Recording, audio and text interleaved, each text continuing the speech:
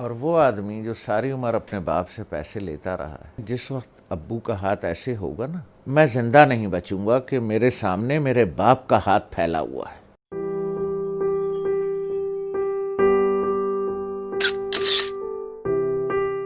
تو ہم امی کے کمرے میں بیٹھے تھے، وہ اپنے سامنے بیٹھی ہوئی تھیں۔ تو میری ایک ہی بہن پاکستان میں ہے، اس کے تینوں بچے بھی آئے ہوئے تھے، وہ بھی آئی ہوئی تھی۔ تو ادھر صوفہ رکھا تھا تو اس پہ میں بیٹھا تھا، 2 لوگوں کا صوفہ تھا، ہے وہ۔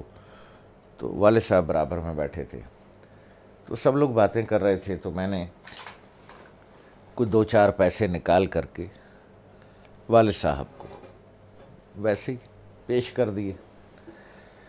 تو میں نے عین اس موقع پر یہ کیا کہ جب میں سمجھا کہ کوئی نہیں دیکھ رہا ہے، ٹھیک ہے، سب اپنے اپنے گپ میں لگے ہوئے ہیں، کوئی نہیں دیکھ رہا ہے، تو میں نے اس موقع سے فائدہ اٹھا کے جلدی سے چھپا کے ابو کو، مجھے نہیں پتا تھا کہ امی دیکھ رہی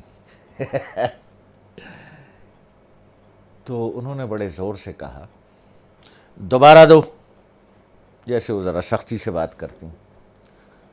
تو مجھے یہ تو پتہ چل گیا کہ انہوں نے دیکھ لیا۔ تو میں سوچ رہا ہوں کہ یہ کیوں کہہ رہی ہیں دوبارہ دو۔ ان کا نواسا ساتھ بیٹھا تھا، حمزہ، جو ماشاءاللہ 6.25 فٹ کا ہے، اس وقت 6.25 فٹ کا تھا تو مجھے تو انہوں نے بہت سختی سے کہا دوبارہ دو، اور اپنے نواسے سے کہا، حمزہ دیکھو ماموں نانا کو کیسے پیسے دے رہے ہیں۔ تو میں نے دوبارہ دے دیے، تو والدہ نے کہا کہ اب اسے بتاؤ کہ تم نے ایسے کیوں دیے۔ تو میں نے کہا دیکھو بھائی حمزہ میاں، یہ میرے والد صاحب ہیں،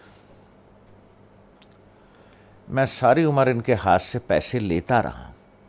میں نے کہا حمزہ میاں، جس وقت ابو کا ہاتھ ایسے ہوگا نا، تو میں تو مر جاؤں گا، میں زندہ نہیں بچوں گا کہ میرے سامنے میرے باپ کا ہاتھ پھیلا ہوا ہے، اس لیے بیٹا میں ایسے دیتا ہوں یہاں رکھ کے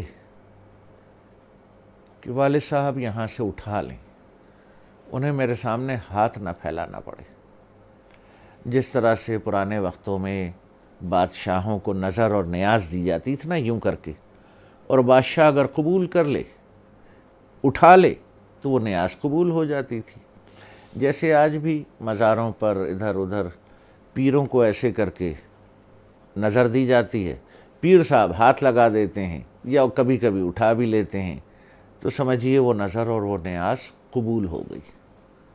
تو اس لیے میں ایسے کر کے نظر پیش کرتا ہوں، چھپا کے کہ کوئی دیکھ نہ لے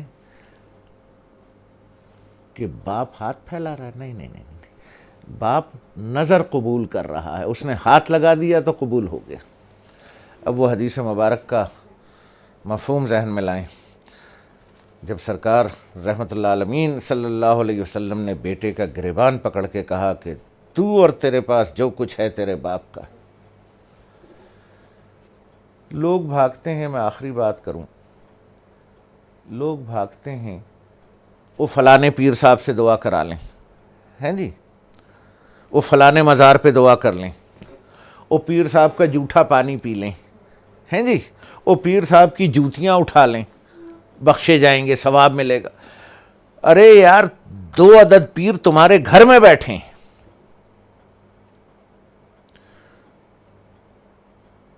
ایک عورت ایک مرد، 2 پیر تمہارے گھر میں بیٹھے ہیں یار، جا کے ان کی جوتیاں سیدھی کر،